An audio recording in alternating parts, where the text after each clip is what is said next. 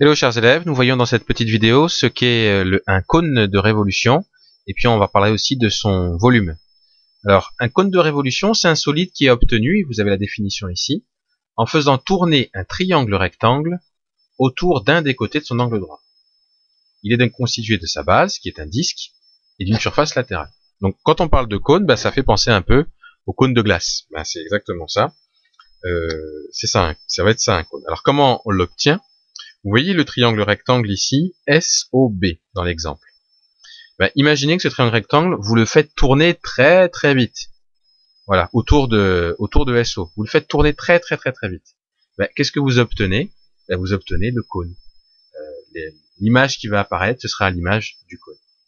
Donc ce cône là que vous voyez en exemple, il a pour sommet le point S, et sa hauteur, c'est SO. Sa base, c'est le disque de centre O. La base, elle est ici. Comment calculer le volume d'un cône? C'est un petit peu la même formule que pour la pyramide. C'est-à-dire que on calcule l'aire de la base, on multiplie par la hauteur et on divise par 3. Donc la base ici, c'est un disque. Et vous vous rappelez que pour calculer l'aire d'un disque, il faut multiplier pi par le rayon au carré. Donc ça va être l'aire de la base. Et puis, on multiplie par la hauteur qui est h, et puis après on divise par 3. Voilà la formule pour déterminer l'aire